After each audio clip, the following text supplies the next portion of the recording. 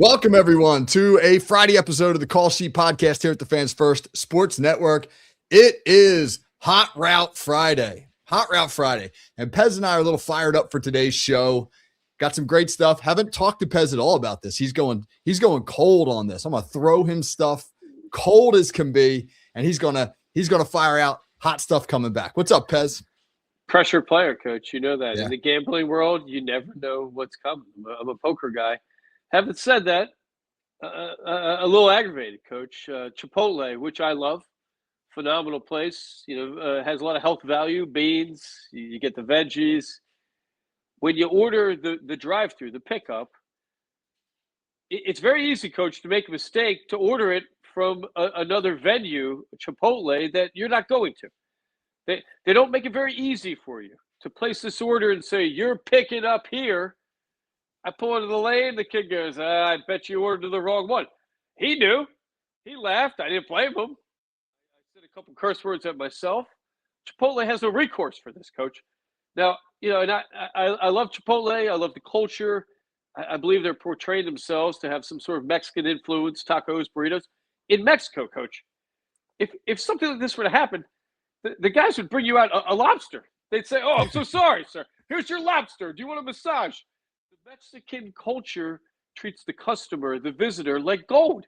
I believe at the Mexican drive-thru lane, I'm going to sound a little bit like Joe Pesci here a little bit. They F you at the drive-thru, coach. They F you. My $55 order is sitting at another Chipotle. I didn't even know how to contact them. That's the tax I'm paying. But let's get after it. The Eagles are winning, coach. I'm fired up. Let's do this. Woo! How many people have been screwed like that by Chipotle? We're screwing ourselves. It's my stupidity. But I think they should make it a little bit more dummy-proof. Listen up, Chipotle. Dummy-proof that app a little bit more, and I'm on board with you a little bit better. This country's going to hell in a handbasket. Can't get your order at the damn Chipotle. What kind of world are we living in? They fuck you at the drive-thru. The FFSN legal team might have to get involved now. Jesus. Hey, so, all right. Now, this is an exciting time. Very exciting time. Friday night, first game of the college football playoffs. I love the college football playoffs. I love it even more when they go to 16 teams, which makes the most sense, but that's another conversation. But here's what I'm excited about, because I get to sit down on the couch and make myself a drink, make myself a beverage, and watch great football. And my family knows that's what I'm doing. I'm going to have a drink. I'm going to watch the show, the game, etc. And here's my question. This is what I want to throw at you. You were a bartender for a long time. Many years as a bartender. I'm going to throw you some drinks, all right? And I want you to tell me what's like the perfect situation to have that particular drink in. Like, for example, I'm going to make myself a Manhattan to watch the college football playoffs, because nothing better than bourbon and vermouth when you're on the couch and the weather's cold and you got football, etc. But I'm going to throw you some drinks. You tell me optimal situation for each of these. All right, you ready? Love it. All right. Screwdriver. Breakfast. That's a breakfast drink. Okay. Absolutely. Can you drink a screwdriver after noon and still maintain your dignity? Well, vodka is commonly known as the crack of the alcoholic industry, coach. So if you're drinking screwdrivers in the afternoon, I think you're a professional. I respect you, but I don't think that's logical. Too much citrus, you're getting into dinner. Great breakfast drink, though, especially fresh squeezed. Love a screwdriver for breakfast. It's a go-to for Pez's picks. Okay. Martini. When's the optimal time for a martini? I think a martini has to be 4:00 p.m. or later, depending on your dinner plans or what you're doing. I think pre-4:00, you're entering into a world of a bit of concern. The martini, coach, for a bartender, we know this is a triple drink. I like when, people, you'd make a martini, they'd say, this tastes a little strong. The martini is meant to be the strongest drink. You're basically pouring liquor over ice and shaking it, trying to make it look fancy. Maybe a squirt of olive oil or olive juice, maybe a little cranberry, a Cosmo. But essence of a martini, it's all alcohol. So I think 4:00 on, I like a martini pre-dinner. I think that's a good starter, a Manhattan, the martini. You have one. Once you get into multiples of martini, good luck out there. The Don Draper 2 or 3 martini lunch. Is that pure fiction? Can you go back to work after you've had 2 martinis? Coach, I may have done Don Draper-like of things. I'm not proud of that, and you can do it. Health-wise, it's not very, very safe, but I do judge a man that can have a handful of drinks at lunch and still function. I've known a few, and maybe I've been guilty of that in my younger years. But Don Draper, one of the manliest men of all time. Anything that guy did is as cool as it gets. Similar to James Bond. I think equal coolness, equal, as the kids say, aura at this point. Don Draper, the man of the 2000s. I don't think there's been a manlier character. All right. What about gin and tonic? I think a gin and tonic is appropriate when you hit the age of 84 or older, Coach. That's what I think a gin and tonic is appropriate. The Tanqueray or the Bombay Sapphire is a drink of the past. I find gin to be a disgusting beverage, but I'm not judging people that order it. Maybe people like it, but I think 84 years of age and older, that's appropriate. Okay. All right. I got you. How about your garden variety margarita? Is that available 24/7 on the drinking calendar? It's the most popular drink in the world. I'm sure you know this, right? The margarita is globally the #1 most popular ordered drink. A margarita can be drank at any time of the day or night. I mean, that could be a breakfast. This is the sign of a really adventurous night. You start your day with a margarita, and then prior to going to sleep, you end with a margarita. Oh, that's meaning around sunrise. I mean, that's the sign of an epic night. And again, I may or may not have had some of these, but you sleep well with a 6 a.m. end of the night margarita. You need high-end tequila, though. Without high-end tequila, you're going to have a really bad headache. And I suggest a Blanco. I mean, you don't have to go too fancy. Maybe a little jalapeno margarita, a little papao in there is a nice touch, I believe. Okay. All right. Last one. Ready? When is the most appropriate time for a straight shot of whiskey? Well, again, I mean, this is a tough question. I believe a shot of whiskey could be appropriate at 8 a.m., 8 p.m., 2 a.m., depending on the person, the reasoning. Say your dog dies. You walk to your local bar. You got to do a shot of whiskey. It's a very sad day, right? If you're excited to start the day, whether it be golf, maybe you have golf, of course. And little shot might loosen up the swing a little bit. Maybe, a little shot before you ski or whatever it may be. But on a hot day, anytime it's over 79 degrees, I believe whiskey should not be drank until 5:30, maybe 5:45 p.m. My wife told me that she was largely raised by her grandparents. So she was always home when her grandfather got home. He was a master craftsman, built houses, built boats, ended up being the lead engineer for Viking yachts. Tough work, man. He's banging nails all day long. And that when he would come home, the very first thing he would do every day when he came home is he would go over to the little bar that they had there in the house and pour himself a shot of tequila. Boom. And then he'd sit down in the chair and unwind for a few minutes and then get up and go about his day. But that was how he unwound, was that boom, that 5:45 p.m. shot. It's a very manly thing to do. I respect that. Probably took the edge off, probably made him a nicer person. I mean, you take that edge of work off. I contend, Coach, one shot of tequila, you're halfway drunk. I don't care if you're a big drinker or a light drinker. One shot of tequila, your lips feel a little numb. It's a wonderful beverage. Probably has some health benefits. I'm not sure about that or not, but seems to be naturally made. And I'm a huge fan of the tequila. Many different varieties, though. I mean, as you know, you're a tequila guy. I think there's too many varieties. That's my only concern. I mean, let's narrow it down to the good ones, and let's focus on that. I can't think of the name, but I've had it with you, that white and blue bottle with the silver globe. The douchiest tequila, but it does taste good.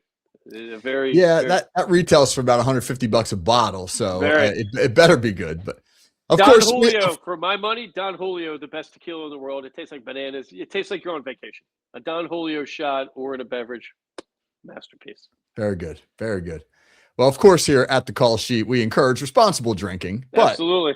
But if you're going to have one, man, make it a good one. Make it a timely one, right? Drink on the calendar and enjoy. I can't wait for Friday night That's going to be exciting. Well, that's tonight. If you're watching football, Coach, you should Yeah. not be popping a seltzer or any pre-made canned beverage. As a man or as a football watching woman, you're better than that, right? Make your own beverage. Maybe have a beer. Maybe make your own cocktail. But the pre-made seltzer and pre-made iced tea vodka drinks, come on, we got to be better than that. We did that in middle school. You get the Wawa iced tea, you pour the vodka in it, or we buy that, Coach. Let's be better than that, America. Let's make some strides. Chipotle, let's update this issue I had with the drive-through. And in America, let's get back to making our own drinks. Who knows what's in these? There could be cane alcohol. I don't know, the old Everclear like we used to drink in the 8th and 9th grade. We couldn't afford anything else. Yeah, solid advice, man. Yeah, grown up stuff. Thank you. It's grown up. Pez's Picks. We provide all kinds of algorithm advice, Coach. You know Excellent. That. All right, now next subject. Puka Nacua, phenomenal wide receiver. As we're recording, it is 7:56 p.m. on Thursday night, so they're about to take the field. When this is over, I can't wait to go watch that game. Rams, Seahawks, going to be a great one. But Puka Nacua made some off-field news this week with just some candid remarks that some of which may have been inappropriate on a podcast or a live stream that he was on. And one of the things that he said, which I wanted to get your take on, was when he was asked about NFL referees and whether or not he thinks that they sometimes make calls just to put themselves in the spotlight, or they're trying to manipulate the game. Said, of course, he said, they're the worst. He said they want to be on TV. And so they make calls so they can get their TV time in. He said, I bet they're in their group chats, texting their buddies like, hey, did you see me on Sunday? Make that call. I called PI. It wasn't even PI, but I just wanted to get on TV.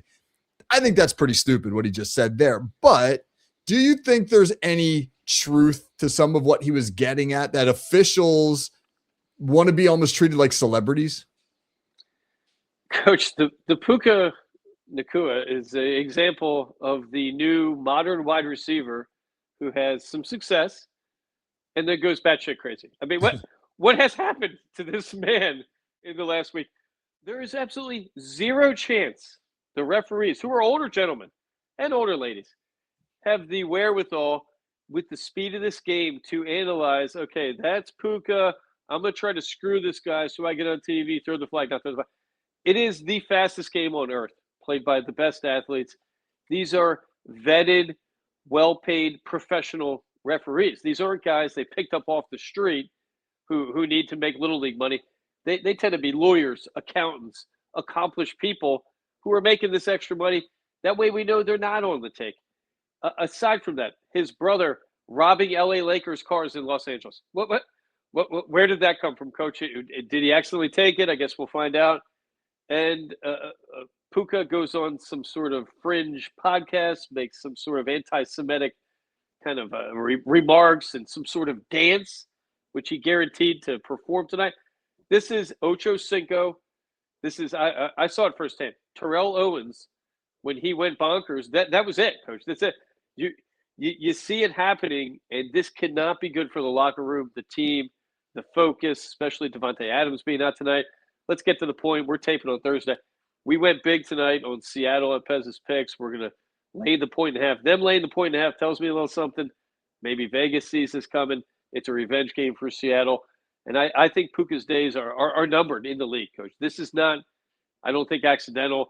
Sometimes these guys get, they have that success and forget about it. I mean, it gets blown off the roof. And, are we talking about practice? Allen Iverson went through this as well at Star Power. That's a tough thing to see somebody kind of go through. And I hope they get a handle on it, but they have a tough work ahead of them. Well, the crazy thing is, I don't think I've ever heard Puka Nacua even speak. I have never heard him talk about anything.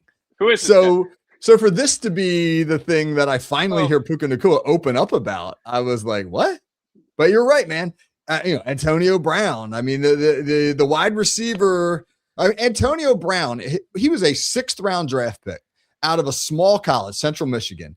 And he comes to the Steelers, a loaded Steelers team with a lot of veterans who had won a couple of Super Bowls, with a Hall of Fame defense coordinator in Dick LeBeau. And Antonio Brown is nothing but professional as he works his way up the depth chart. And then he becomes the Steelers' #1 receiver. And then he gets paid.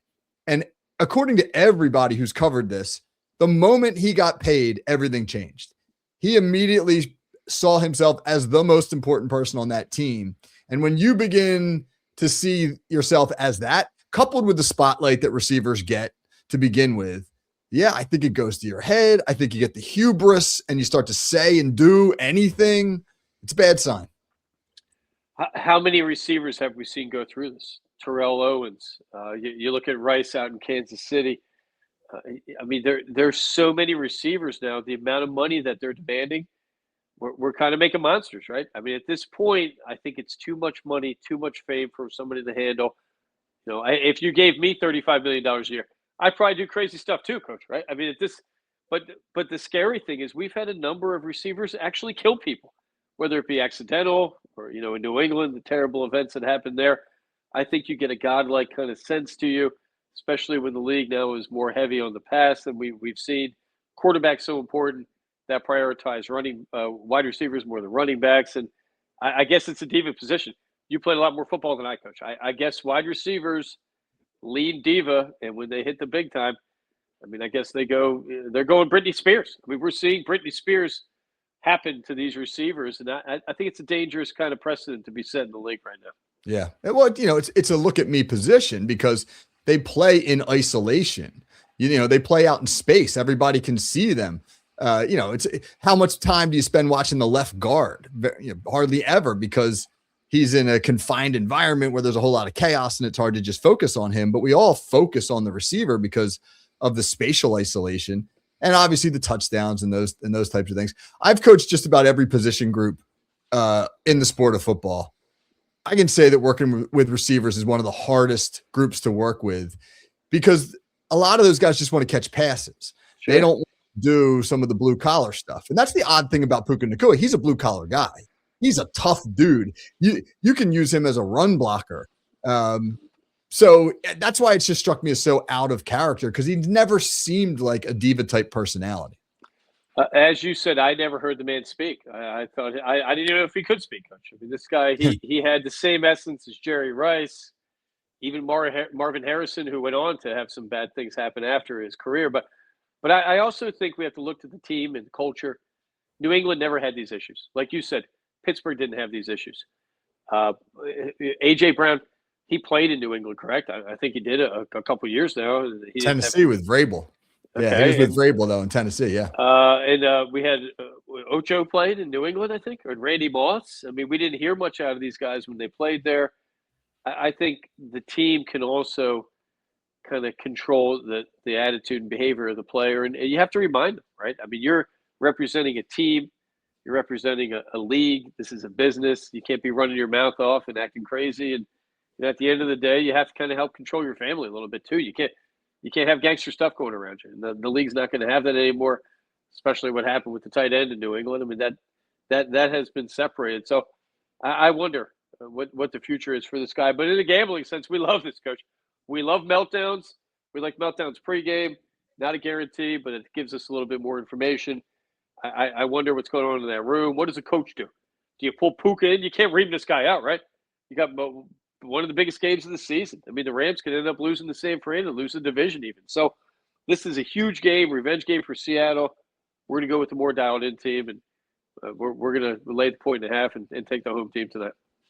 All right. Well, who else do you like? I mean, give me, whether it's college or pro, give me just a couple thoughts to wrap the show here. Well, Nick Saban brought up some good points today. I don't know if you saw this. He has now accused Texas A&M of pumping artificial sound into their home stadium. Is this legal, Coach? He said he complained constantly that they, aside from their home crowd, would pump in noise. And I believe an Ohio State player, a safety or a wide receiver, said the same thing this year. Let's get the FFSN legal team behind this, Coach. I think that's inappropriate. I don't know. Is this legal? Should it be?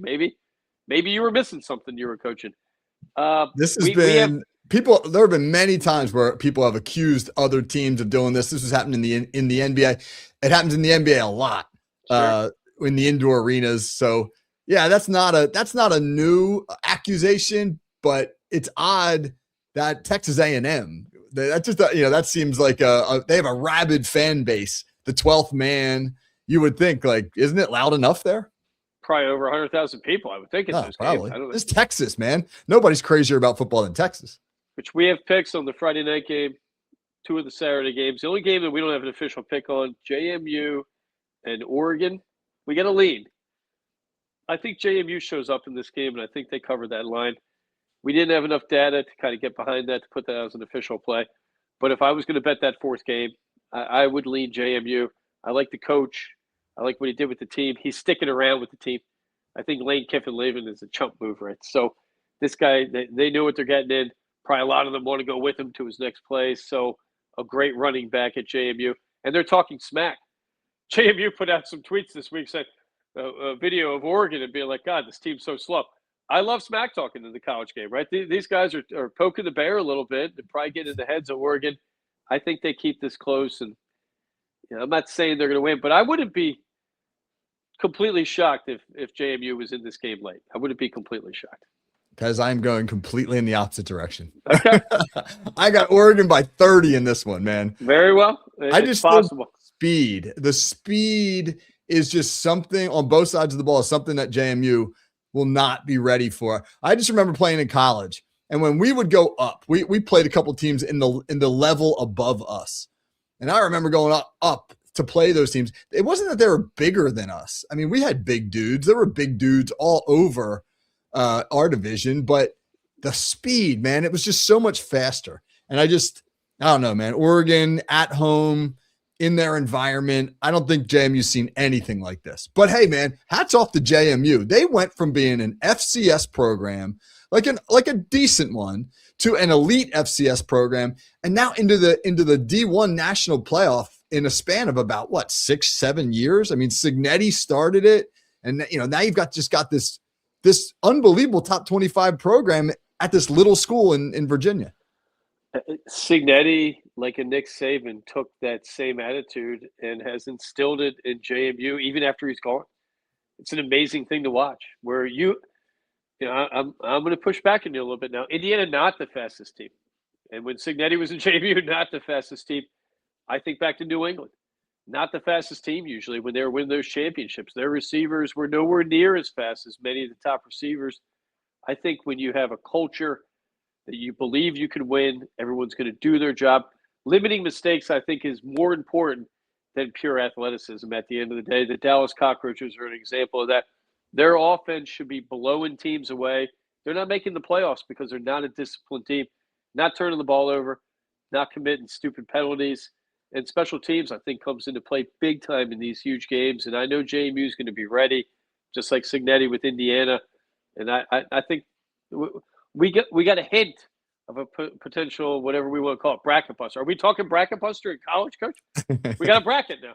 Oh, yeah. Push back. I think 12 teams makes it a little bit more exciting. When we get to 16 teams, is there any care at all about this regular season? I mean, that's going to require you to win potentially, 4 games to win the national championship after the season, right? If you're at 16. We're now. Yeah, but even if you're at 12, you got to win 4. Ohio State had to win 4 last year to win it all, because if you don't get the bye, you got to play 4. Well, with the bye, you're going to win with 3, right? Yeah. So, I don't know. I don't know if 16's right. We'll take it. More to bet on. We love it, Coach. Bring it on. Make that thing 24. When are we getting the fifth string punter from the 1999 James Madison football team on the show? We know him well. This guy is so JMU. He's the only person I've ever known to wear JMU clothing. I mean, he's got purple golf shirts. Why haven't we had him on there? If they win, he's coming on. If they win, he's coming on to gloat. Tell us about everything he learned down there as the 5th string punter in Harrisonburg. Can't wait. And it's not a wise thing to bet against Oregon. All the things you said are correct. And, more than likely that's probably going to happen. I don't know what the analytic numbers are, but when a team's only about a 3, score favorite, 3 scores not that much, right? I mean, especially with garbage time, you can see a team up 20, give up a late touchdown, win by 13 or 12, and maybe you're up 14, you get in the fourth quarter, you get a bad turnover or something. Turnovers are without a doubt the biggest indicator in covering and winning football games. It's shocking how much more important turnovers are than even scoring. I think the more I watch football, the more that we analyze it, we put bets and investments out there. Turnovers are the death blow of football. I mean, Tua's getting benched this week at 15 interceptions. You can't have 15 interceptions and win consistently in this league. His play hasn't been too bad otherwise, but You cannot turn the ball over, which is why we still value Jalen Hurts. We value him being conservative. Conservative quarterback play is going to win you more games than taking risks in the middle of the field and turning the ball over. Yeah.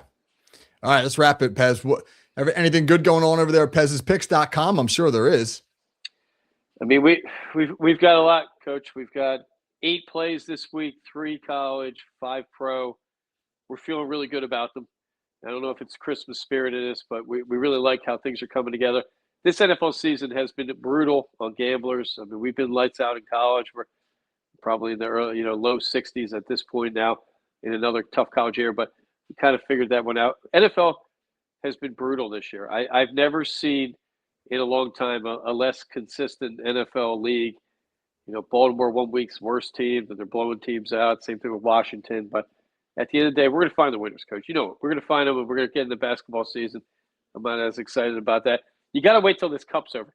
What is this cup, Coach? The jabronis, both of us know, they're telling me you get $500,000 to win this NBA Cup.